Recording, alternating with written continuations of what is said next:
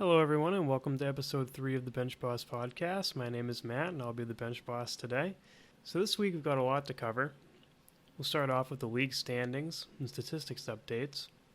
Then we'll get into goalie pads, goalie injuries, and the goalie pad controversy that's been happening over the past couple of years. We'll have surprising teams around the NHL, followed by surprising players, the top 3 lines in hockey right now, and whether it's a good thing or a bad thing for the team. Are the Chicago Blackhawks back to form? Toronto's defensive woes, the game of the week last week, and games to watch next week. So looking at the record right now, the season's only a week old, but we have Toronto leading the Atlantic Division with 6 points. We have Carolina leading the Metropolitan Division with 7 points. Chicago leading the Central with 5 points. And Anaheim leading the Pacific with 7 points. Now, it's a little too early to kind of delve into this too much because it's only a couple games old, and some teams have only played 1 game apiece. Tampa Bay's been the favorite to win the Atlantic Division this year, and they've only played once, so it's a little hard to gauge this. A lot of websites are posting their power rankings right now, and I just don't think it's really fair to rank teams when a handful of them have only played once. So I'll probably get to that next week, but for right now, those are your division leaders, and we'll talk about some of them in a little bit. For individual statistics, Austin Matthews is running away with every single category right now. He and Morgan Riley both have 10 points each, followed by Marner with 8. There's a handful with 7 and 8 right now, so it's getting kind of close. And we'll talk about the scoring in the NHL right now in a little bit when we talk about goalie pads. Speaking of goalie pads, John Gibson's kind of leading every single major category right now. And the way he's playing, he's going to have to keep it up because Anaheim's getting crushed right now with injuries and all kinds of circumstances, and we'll talk about that as well. So I'd like to start this week off talking about one of the bigger controversies going around, and that's goalie pads. Over the past few years, goalie pads have been the subject to a lot of controversy just because scoring went down for the better part of 2 decades. I know older fans remember the high-scoring 80s and the 70s even. And then the 90s happened when goalie pads started getting huge. The butterfly goalie style really came into effect. Goalie pads got lighter as well. And you were seeing some goalies get sub 2 goals against average, above .930 save percentage. Now, I'm not taking away from goalies either. You've had some of the most talented goalies ever come into the NHL during the 90s. You know, you have Dominic Hasek, Martin Brodeur, Patrick Waugh, Eddie Belfour. They were really huge goalies in the 90s and early 2000s. But when you start comparing goalie pads from the early 2000s and 90s compared to goalie pads of the 1980s and 1960s, you can kind of see why the goal scoring has gone down. So recently the NHL has been trying to change this, where after the lockout, they've made attempts to shrink the pads. It started off with the goalie glove, trying to make that a little smaller. The mitt was huge. I mean, it was bigger than your head most of the time. So they reduced the size of it, and a lot of goalies complained, but scoring kind of went up. Then they reduced the size of the blocker, which kind of had a similar effect. 2 seasons ago, they reduced the size of the leg pads, and that was a major, major one, because a lot of goalies are butterfly goalies today. In fact, every goalie is a butterfly goalie today. So a lot of them are on their legs. They rely on that leg pad save to kind of do all of their rebound control and everything, and when you kind of have a puck that's a little higher than expected, I guess you kind of expect your leg pad to make that save, but sometimes it was going right in. Goal scoring went up. A lot of goalies complained, but neither of those had the effect that this current issue's having, which is the chest protector. This past offseason, the NHL decided to shrink the size of the chest protector, which honestly is one of the most effective parts of the butterfly style. If you look at the way goalies make saves today, the puck will be shot on net, the goalie will drop to their knees, and they'll let the puck hit them in the chest. Now, the chest protector is so big that the puck kind of just gets absorbed in there, and the goalie just has to cushion themselves, and they can get the puck and, freeze it for a draw or something. But what the NHL decided to do was make these huge chest protectors more conforming to the body.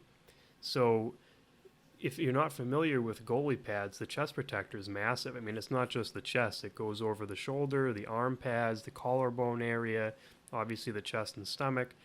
And their goal was to make it easier to score in between the arms, up and around the neck area, and also limit some of the padding on these goalies, because a lot of goalies who were heavier, who were over 200 pounds, looked at goalies who were about 160 pounds and said, why are they the same size as me?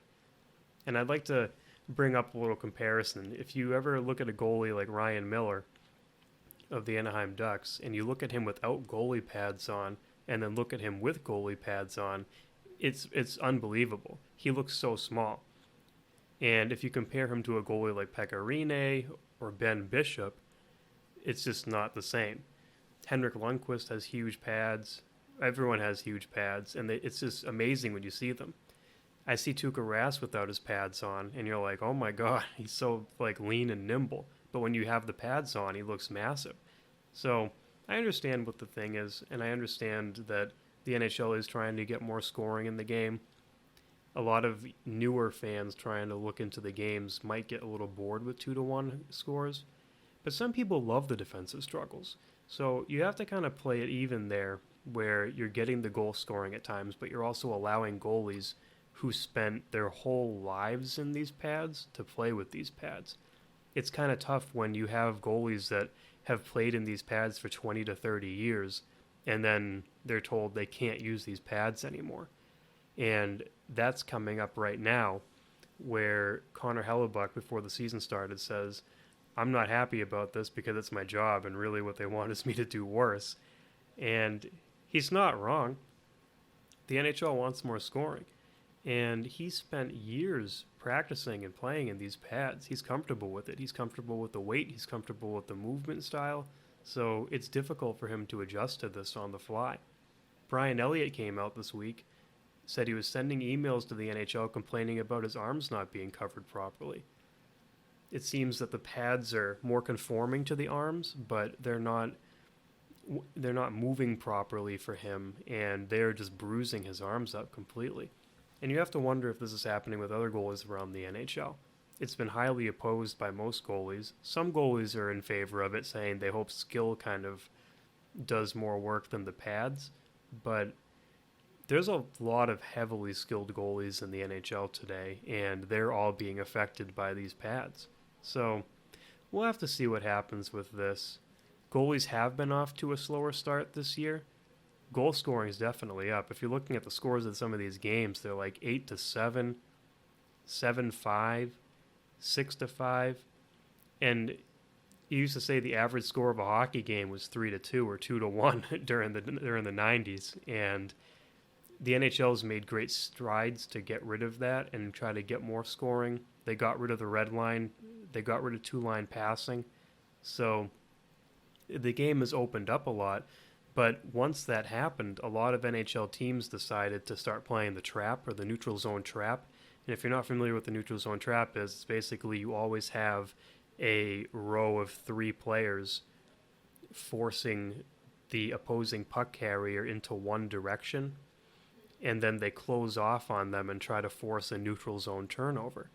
And that was one of the biggest strategies from after the second lockout. Because in 2005-2006, you had the incredibly high scoring year where Yager had over 130 points, Joe Thornton had over 130 points, and you're like, oh my god, what is happening? So teams had to combat this, and what they did was they created the neutral zone trap, and they just limited other teams to scoring. Guy Boucher made it the worst, in my opinion, when he did the 1-3-1, or even a 1-4 at times, where it was just impossible to get the puck through the neutral zone unless you did a dump and chase. And it's great when you're that team and it's working, but it is so boring to watch sometimes, and it is so frustrating because you want to see these players skate, you want to see these players play well and create some kind of fluid offense, and it's just not exciting, especially to a newer fan who is not used to that. So now they've been trying to limit the size of the goalie equipment, and they've also made changes to the rules for power play opportunities because power plays were down for a couple of years. Last year you saw the improved slashing calls, and that led to several power plays, the face-off issues, which I think the face-off issues weren't called penalties as often as people thought they would, but during the preseason of last year, they definitely were called, and it was very frustrating to centers. We'll have to see how it goes this year. I think obviously scoring will go down. You often see seasons start off with very high scoring games, and then once players kind of find their place with the team, they kind of settle into their role a little bit more. But as a long-lasting effect of these goalie pads, we'll have to see what happens. There's another potential lockout on the horizon, and if goalies aren't a fan of this, this could be part of their deal with the NHL saying, hey, we'll make a compromise here with you, but we also want our goalie pads back. And do the players want goalie pads back? Who knows? But in this short season so far, there's been several complaints by goaltenders around the league, and you don't know if those will subside or not, or if they'll keep looming and eventually revert back to pads of 5 years ago. Now, sticking with goalies, there's several goalie injuries going around right now. Just to sum them up, Jonathan Quick, Scott Darling, Roberto Luongo, Matt Murray, Corey Crawford, and Corey Schneider are all injured right now, battling week-to-week injuries. Some of them have concussions, some of them have knee injuries. It looks like Scott Darling's probably the closest one to returning, but this is huge. That's like a third of the starting goalies in the NHL that are just injured right now, or a quarter of them. What does this mean for their teams? Well, the LA Kings have to rely on Jack Campbell, who was one of the top goalie prospects in the world a few years ago when Dallas drafted him. And we don't know if he didn't pan out with them or he just wasn't handled right with Dallas, but he seems to be making his way with the Kings. I don't know if I'll ever see him be a starter, but this is his chance to definitely prove himself. But the Kings have a lot of pressure on them. Anaheim's not healthy, but they're actually winning most of their games this season, so you'd like to see the Kings kind of take advantage of that in their eyes. You have Scott Darling from the Carolina Hurricanes out. Now, Darling's an interesting case because he played sensationally well for the Chicago Blackhawks a few years ago, and he came over to Carolina in hopes of becoming that number one goalie and replacing Cam Ward. Well, that did not happen. He had a very rough season, and unfortunately, a lot of people in and around the league, I was going to say Carolina, but really the league itself looked at Scott Darling and gave him a lot of heat. And that was hard for him. He came out a couple months ago and wrote this huge letter in the Players Tribune about his battle with drinking and his journey to overcoming that and becoming a true professional. So you're always cheering for the guy, but it is difficult when he's having that many struggles. I'm constantly supporting him. I know many people are supporting him, and it's tough. You wanted to see him rebound this year. It is difficult when you're originally a backup goalie and you have to be thrust into the starting goalie position. Not many goalies handle it well. Martin Jones was the recent one who did handle it well for the San Jose Sharks. He was the backup for the LA Kings for a while. Hopefully he comes back this season and makes a rebound. For now, the Carolina Hurricanes are going to have to rely on McElhaney and Mrazek. So we'll see how that goes with them. Then you have the Florida Panthers. Now, the Panthers have only played one game this season so far, but Luongo was injured already in that game. Luongo's the guy that's going to bring them places. He had an incredible second half of last season, and Florida almost made the playoffs. They had a terrible start. And a lot of people around the league this season are looking at Florida to make the playoffs. I don't know if you can make the playoffs with James Reimer in net the whole season. He never really proved himself with Toronto. He had some games where he was money. Like Reimer, like all goalies, will get into a zone and just completely carry a team for a long period of time, but eventually they will collapse. I don't see him as a number one goaltender. So if Luongo doesn't come back real soon, I don't know how that jeopardizes the team long term.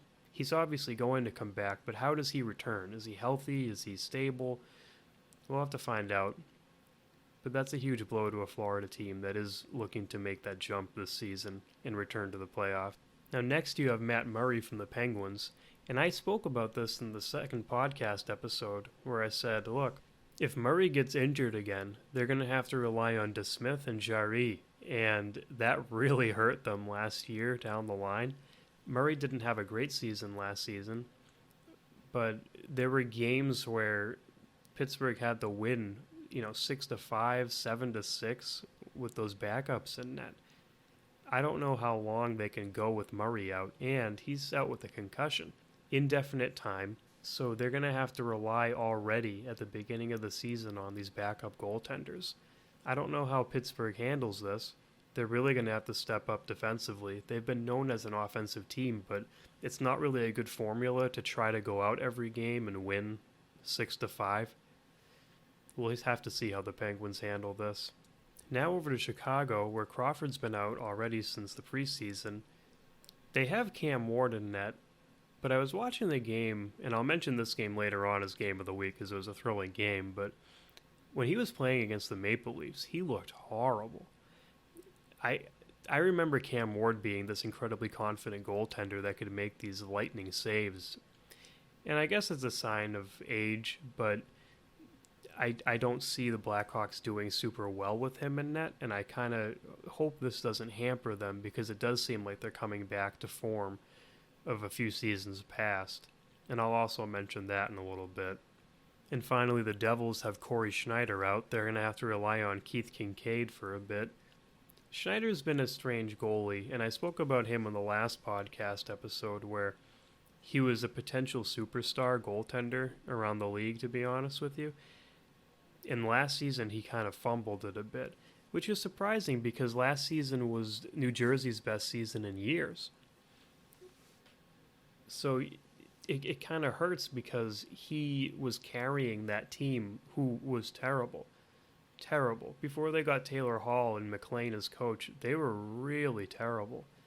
And he was just keeping them alive. I remember watching some games that'd be outshot like 45-20 and still be within a goal. Hopefully he can come back from this injury and make a comeback and reclaim that spot as the true number one goaltender of that team. You always want to see him do that.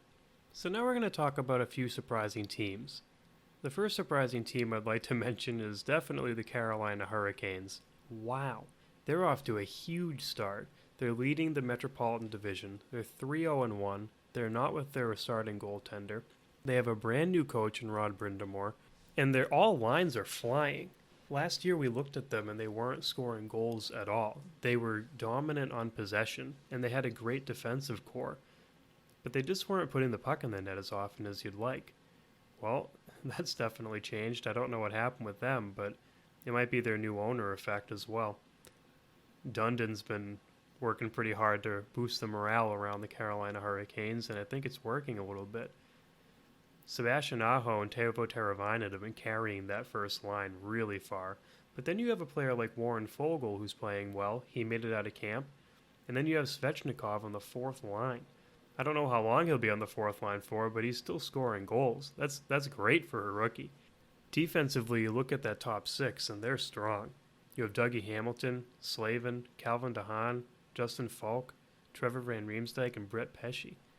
That's a great top six for the Eastern Conference, to be honest with you. They might be in the top three defensive cores. But when you look at their goaltending, it's Peter Mrazek, Curtis McElhaney, and Scott Darling as their starting three goaltenders.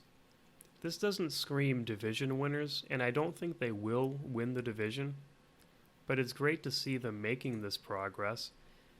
When you look at the Metropolitan Division, you kind of think the top three will be Washington, Pittsburgh, and Philadelphia, and then maybe New Jersey and Columbus will sneak into that fourth spot.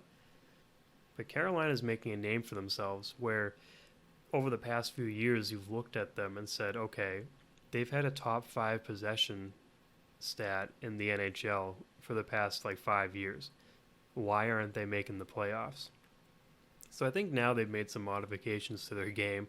They're more of a quicker transition team than they once were, and they're putting the puck in. And another thing was they weren't getting great goaltending a couple of years ago. Actually, up until last season, might I correct myself. So I don't know if maybe their goaltending is a little fixed, but they still gave up 5 goals to the Rangers the other night, so maybe not. I don't know when this team will crash or if they will crash. I think they're for real. I think you might see them make a playoff spot this year. I definitely see it being a wild card spot, but a playoff spot would be a playoff spot, and that's fantastic for a team like Carolina who has not made it in almost a decade. The next team I want to highlight is the San Jose Sharks, who many have as a Stanley Cup pick. They started off the season getting completely blown out and followed it up by getting blown out. They've won 2 games, so they're 2-2 right now.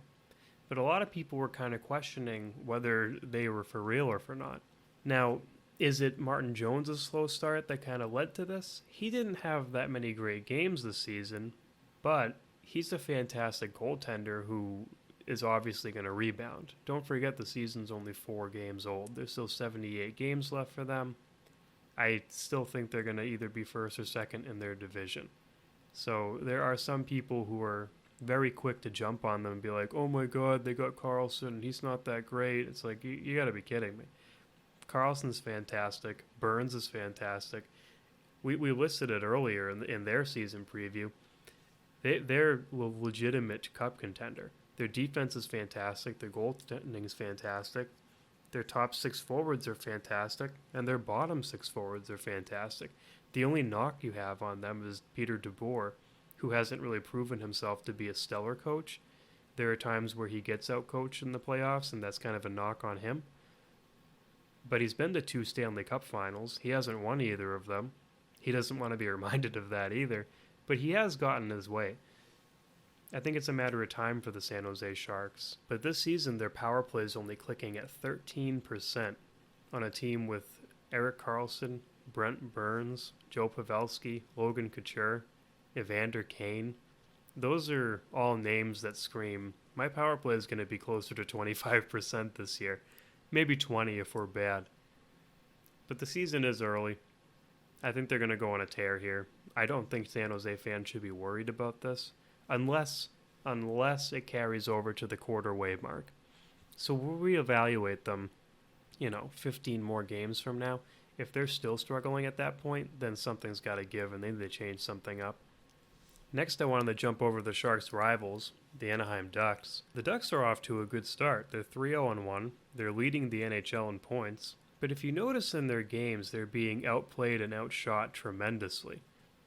San Jose lost to them, but San Jose outshot them, outpossessed them, and just downright dominated the game for most of it. Even Arizona played them the other night and won 3-2 in a shootout, but Gibson had to make almost 40 saves. Gibson's had to make almost 40 saves in every single one of his games this season. That's not sustainable. At some point, and he's battled injury issues, so either Gibson's going to have a Hall of Fame worthy year, or he's going to break at some point. The Ducks can't keep this up. Unfortunately, they're facing so many injuries again. Last season, they were the most injury-laden team in the NHL, but this season, they're also the most injury-laden team in the NHL. So I don't know what that tells management, but what it tells me is they're tired, they're beaten up, and I don't think Gibson can play this way for the rest of the season. Getzlaf's been out, Perry's been out, Kasha's out, Eves has been out. They just got Ryan Kessler back, and he returned with a goal. That's huge for them. So unless they can kind of tune things up a little bit and change it around, maybe make some adjustments, they're really going to have to rely on Gibson to give them that chance to win, which he is.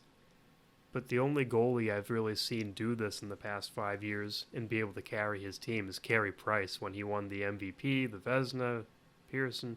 But I don't know whether this is a good thing for the Ducks where they're rallying through injuries and this will make the team stronger in the long run, which does happen, or this is something that's underlying the team's going to consistently battle injury issues for the next few seasons with their older players, and maybe they need to make some sort of change here soon. So next I wanted to talk about Las Vegas's slow start, the Vegas Golden Knights.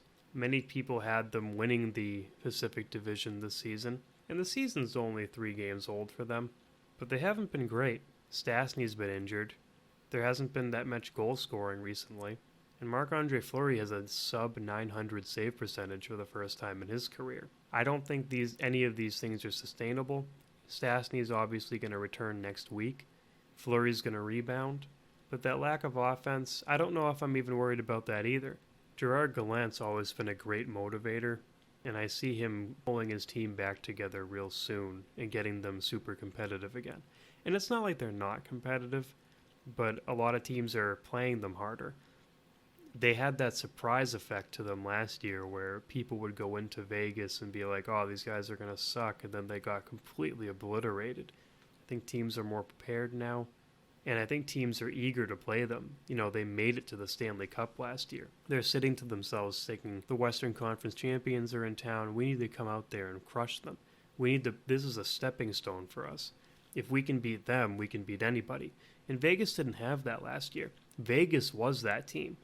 Vegas was that team that said, oh, nobody wanted us. We're going to make our way. Every team is a stepping stone, not just like a Stanley Cup contender. Every team is. And then they started beating every team. And they started beating the teams that were Stanley Cup contenders. They beat the Bolts. They beat the Bruins. They beat Leafs. So you're looking at it now, it's different for them. They're going to try to have to prove themselves again this year that they weren't fakes last year. And that's almost harder when you have something to lose. And last year they didn't have anything to lose. They just played. They played for their fans. They played for themselves. And it worked. This year they're going to have to find that new motivation. They need to say, hey, we are that team to beat. And we need to make sure that those other teams can't beat us. That's a lot of pressure. So next I wanted to talk about the Toronto Maple Leafs. They're not a surprising team for me. Everyone kind of expected them to have an explosive offense.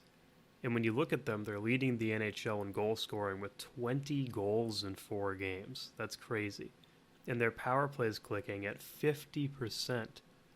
That's unreal.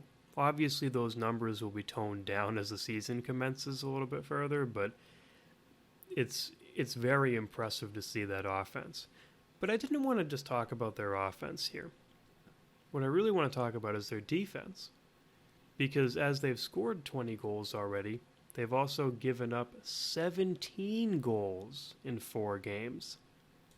That's definitely not something to be proud of, and I know Mike Babcock, their coach, is sitting there saying, oh my god, this is horrible. It's exciting for some fans to watch the high-scoring games, but as a coach, they'd rather have the 1-0 game. And Mike Babcock's always had a solid defense, whether he's coached the Red Wings, the Leafs, or Team Canada, or the Ducks. I just don't really see this being sustainable at all for the Toronto Maple Leafs. At some point, this is going to backfire on them. We saw last year the New York Islanders. They had the 3rd best offense in the NHL and the worst defense in the NHL. The absolute worst. They were in a playoff spot for 2/3 of last season, until finally they couldn't keep it up anymore. They had Matt Barzal and John Tavares who were just putting up huge numbers. Anders Lee, Josh Bailey, Eberle, they're all putting up huge numbers on offense. But defensively, they're all like a -10, -20. So I look here, and I see that Toronto has a much more dynamic team than the Islanders did last season. But their defense is terrible as well. I look at their defense and I just don't see a contender here. They have Morgan Riley playing well, but after that, it's kind of a very average group of defenders. And I don't know how well Anderson's playing either. Garrett Sparks looked terrible against the Blackhawks the other night. I don't know if Toronto got screwed here when they lost both their backup goalies that we mentioned in episode 2 of the podcast. But Sparks really needs to step up. Anderson plays a lot, and if you're a starting goalie and you're playing 60 to 70 games a year and you're looking forward to those games off to rest, mentally especially, if your backup goalie isn't performing well, you have this added pressure on top of yourself that says, oh my god, if I don't win my games, this backup goalie's not going to win. And if he doesn't win and I don't win, we're not going to make the playoffs. And you don't want your starting goalie to have that pressure. We saw Tuukka Rask struggle with that a couple of years ago when he went 18-2-3, I think, and his backup goalies, Anton Khudobin and Zane McIntyre and Malcolm Subban, went combined 0-19, and the Bruins had a tough start. And Boston fans are so cruel to Rask that they decided to make fun of him, even though his record was substantial and he had every single win for the team. But you don't want that for your starting goalie. If that happens with the Leafs, there are a lot of dumb fans out there. They might look at Anderson and say, oh, it's his fault. Our goaltending's bad. This is why we're giving up 6 or 7 goals a game, or 5 goals a game right now. They're only able to sustain it right now because Austin Matthews is playing on another level. Morgan Riley is playing on another level. Marner and Tavares are also playing super well. They don't even have Nylander right now, and they're just dominating offensively. Can you imagine if Nylander was playing? They'd be scoring like 7 goals a game regularly instead of 6. You know, I say that as a joke, but I'm dead serious. They'd be so lethal. But I really worry about their defensive issues, and I don't really want to see them suffer the same consequences that the Islanders did last year, where they're just bounced. Even, not only that, but you saw this with the Dallas Stars a few years ago. When the Dallas Stars got Tyler Seguin, they were just crushing people offensively. In the first season, they did make the playoffs, but after that, people got onto them. If you shut down their number one line, they can't score, and their defense is terrible, their goaltending's terrible, they got lit up. I think the Leafs are better than they were. They're deeper offensively, but I just want to, reiterate, I don't want to see them have this issue, and I see them heading towards that issue right now. What you might end up seeing is if they can't get something going with Nylander in his contract, then they're going to have to trade him for a top defenseman, and they're going to have to strengthen their lineup that way. And I think what you're seeing from their offense right now is that they can sustain themselves without Nylander, which is not helping his cause whatsoever. I think Nylander's looking for $8 million a year. I think he's going to get 6 tops, but they're going to need someone to step in defensively. And if they keep putting up 5 goals a game without him, he's easy trade bait. Now there's another team that's come out of nowhere, and that's the Chicago Blackhawks. They've been the dynasty of hockey recently, but last year they suffered a huge collapse with the injury to Corey Crawford, and they missed the playoff spot and had a top 10 draft pick for the first time since, who was it? Oh, Jonathan Toews and Patrick Kane. It's been a while since they've kind of seen this before, and a lot of new fans to the Blackhawks organization didn't expect this. They've been unbeatable for the better part of a decade. Last year they took the huge step back with the Panarin trade for Saad. Toews hasn't been playing well the past 3 seasons. Ever since they won the Cup in 2015, he hasn't been the same. He's been injured. He hasn't been recovering as well. The defense is getting older. Seabrook hasn't been playing well. They lost their core defenders. They lose Marian Hossa. So a lot of people looked at Chicago and they saw their defense and they saw their goaltending issues this season and said, you know what? Yeah, they're pretty terrible. They have a couple star players, obviously, but they're not going to make the playoffs. Well, they're 2-0-1 right now, and they're averaging 5 goals a game. The only bad thing is they're averaging 4.7 goals against per game. Jonathan Toews has been my surprise player for them this year. He's leading the team in points. I think he's kind of heard all of these questions about him. Are you done? Is his style of play getting to him? Is the dynasty over? He's a proud leader of that team. And even I've said it. I'm guilty of questioning how long he's going to play, what his longevity is, but he's really come out on fire this season, playing top line minutes and obviously penalty killing power play. I don't think he'll keep these numbers up because he'd get like 300 points a season, but I'm excited for him. I'm excited to see what the Blackhawks have. My only concern is that they keep these numbers up and Corey Crawford doesn't come back. He's battling the vertigo issue right now. The only goalie I've seen is Jonas Hiller with the vertigo issue, and he was out of the NHL fast. His career went down real fast. My thing with Chicago is I don't think this is sustainable. I honestly don't have them slotted to make up the playoffs this season. I think they'll get closer. They're not going to be like a bottom feeder. But they haven't scored a power play goal yet, and their penalty kill is at 60%. They're not good on faceoffs right now outside of Jonathan Toews. and they're not really controlling the puck for most of the game. So I just worry that if their top talent dries up a little bit, then who's going to be their secondary scoring? How long can Cam Ward provide somewhat solid goaltending? And that's another thing. Cam Ward has looked horrible this season. He could not stop the puck to save his life against Toronto last game. There were some goals that Garrett Sparks was letting in, and he just completely could not keep his team in it. The Blackhawks have come alive. They've always been an extremely good offensive team, and they've been one of the best transition teams over the past decade. But if they're not going to get the goaltending from Ward, then as long as Crawford's out, I just hope that they can keep this morale going. I hope that their players stay healthy, because you're looking at a team that is trying to make a comeback to the glory days almost. They won't.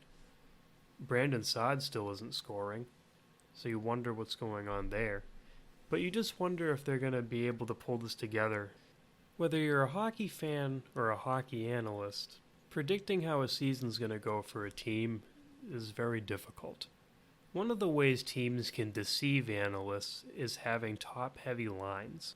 This is deceiving because a team might be very successful, and they might put up a lot of goals each year, but what ends up happening is that one line can dominate 5-on-5 play, power play, and penalty killing play. And you see this very often with the Boston Bruins. Last year the Bruins had 112 points, but outside of their first line, only one other player had above 50 points. Their top line was so dominant. I think it was less than 10 goals were scored against them, 5-on-5, for the entire season. That's incredible. They completely dominated 5-on-5 play, and their power play was number 4 in the NHL. Pastrnak, Marchand, and Bergeron completely shut down other teams' top lines, rendering them completely ineffective, and they lit up the league. Before the Bruins got eliminated from the playoffs last season, Pastrnak had almost 20 points through the first 2 rounds of the playoffs.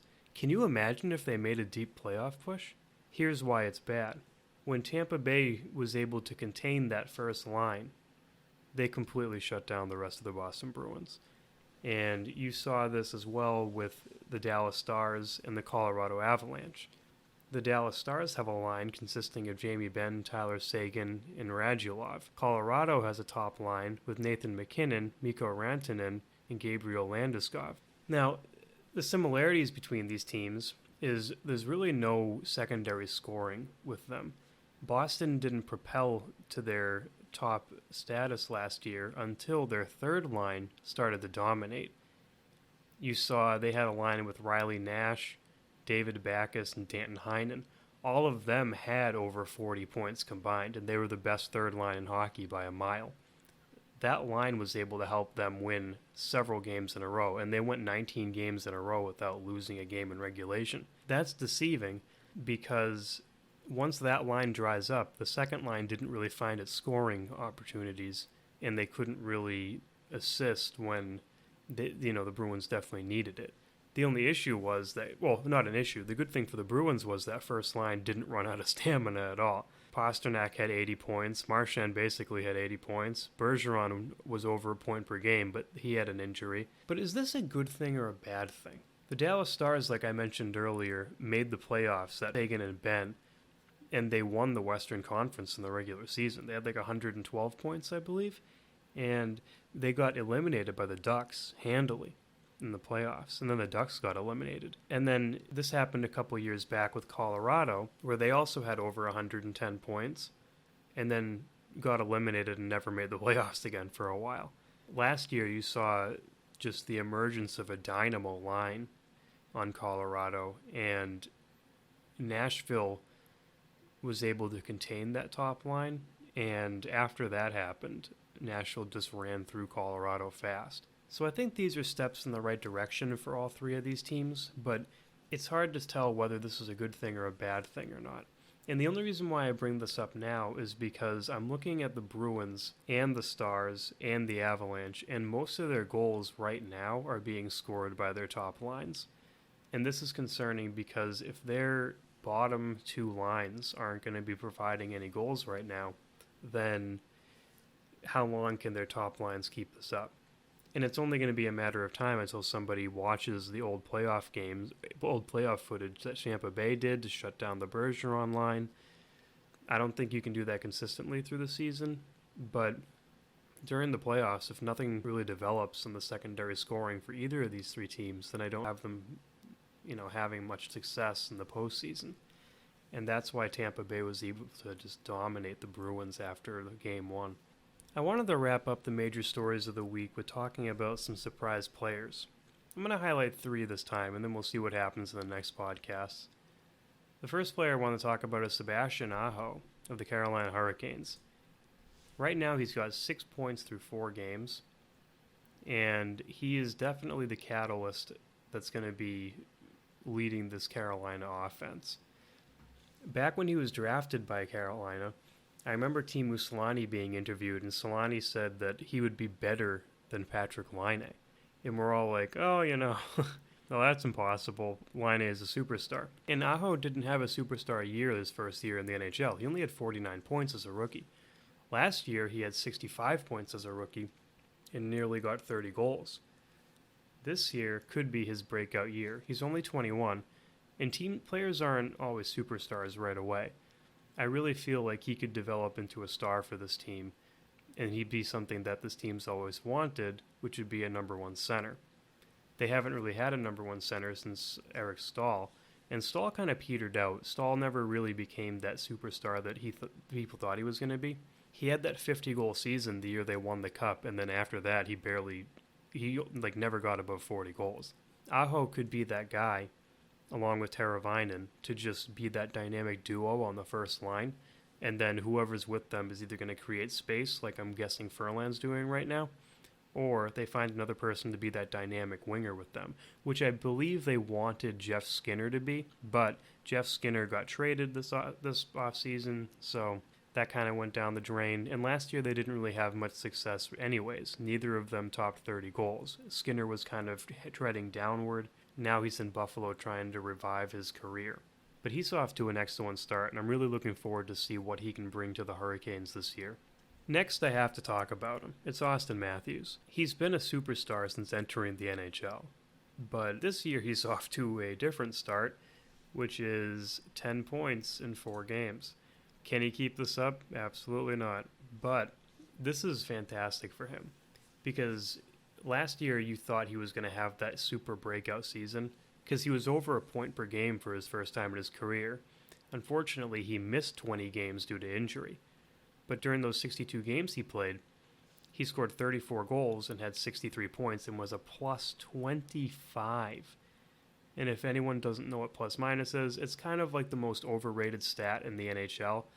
But basically, if you score a goal in 5-on-5 play, +1 for you, and if you allow a goal, it's -1 for you. So he's plus 25 and putting up good numbers, which means he's playing better two-way, getting back on defensive responsibilities, he's winning face-offs, he's just playing the game the right way. This year he already has 10 points. If he continues to trend in this way and Toronto's power play maintains this dominance, I certainly see him reaching 100 points this season. I think offense is going up right now in the NHL. There's more power plays going on. We mentioned the goalie pads getting smaller. But one thing Austin Matthews changed about his game was his skating. He spent several weeks training with a certain ice skating coach. I forget her name. I'll have to figure that out. But she's a world-renowned skating coach, and she just had him learn from watching other players skate and then showing him how to adjust his skating to practice this. Let me look who this is. She's a fantastic coach. It's Barbara Underhill. So he's working on this, and we're kind of wondering what he's going to bring to the season. And then we look at him as the season started, and he's just plowing through the neutral zone at will, and then in and around the net where he wanted to develop his game even more. He's completely getting to the puck first, He's protecting the puck better with his body. He's able to explosively get out of any danger situation and then go to a danger position and score right in front of the net. It's very interesting to see this. I think he could end up having a monstrous year for the NHL, and he might end up being top 5 in points. My final player who's been surprising thus far is Elias Pettersson of the Vancouver Canucks. I think he's quickly becoming the favorite for Rookie of the Year. I know it's only 3 games old, but I can't help but love to make these predictions. Right now, through 3 games, he has 3 goals and 3 assists. 8 shots on net. He's a little lightweight. He's 6'2", 160 pounds. I'm sitting here looking at myself, and I'm 5'8" and weigh 170 pounds. I'm like, well, you know what, Matt? You got a long way to go, but you'll get there at one point. But he's quick. He's shifty.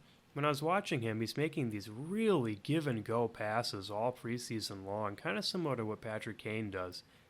Just now you have the puck, now you don't. And I'm really hoping to see him play with Besser. Hopefully Besser can kind of pick up his play, because he's off to kind of a slow start this season as well. Obviously, he's going to pick up his game. I don't see Besser ever dropping off.